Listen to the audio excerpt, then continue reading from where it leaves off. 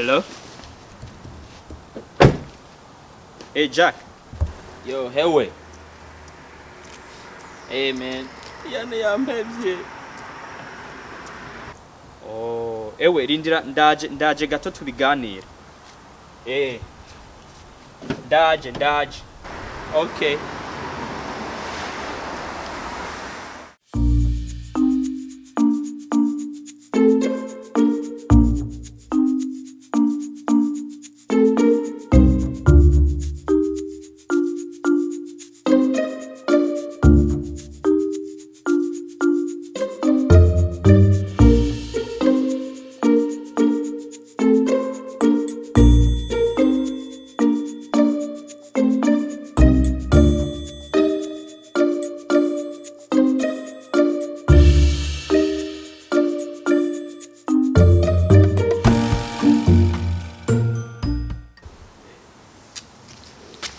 Yaguhevye? Yeah, man, yampevye. Ewe, tora kurayo musozi.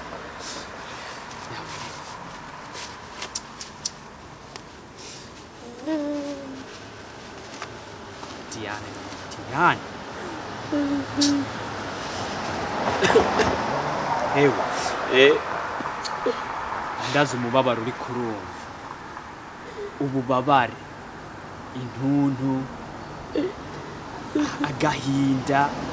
Irungu byose uri kubyumvira mu mutima. Ndazi uburi kuri yumvira. Ibihe byiza mwaciyemo.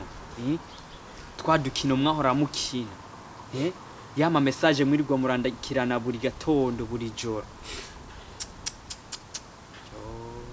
Arakugenye kabisa. Ya mipango mwari mufise, imigambi mwari mufise yuko uzogira mariage mukabana ibihe byose. Ya migambi kuvyara twana dutatu. Jasi, Jack na Jacqueline. Ya migambi yukuba basokuruza mugafite twuzukuruza. Arakwishe mena arakwishe kabisa. Ewe Diane. Undazi uri kuricuza wibaza ati nirihe kosa nakoze byatumye ibi binshikira? Nibiki nakoze byatumye ibi binshikira kwera? Ubu ndazi ishavu ufitiye Diane. Ishavu ufitiye Diane. Ubu ndazi wamufuse muri phone yawe, Facebook za Instagram na Snapchat ndebazoza wamufuse.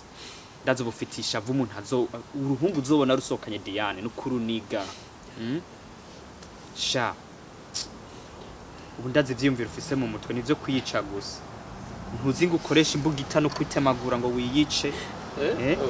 Ntuzi ngo wihakagozi. Wimanike canke upasura ubwenge bwawe ubwonko bwawe bwose busanzara hasi ntuzi ico wofata. Umubabaro kabisa. Umubabaro. Ni uhakagozi ngira nivyo byo gufata. Ewe. Je ndarinze kuje kumpoza.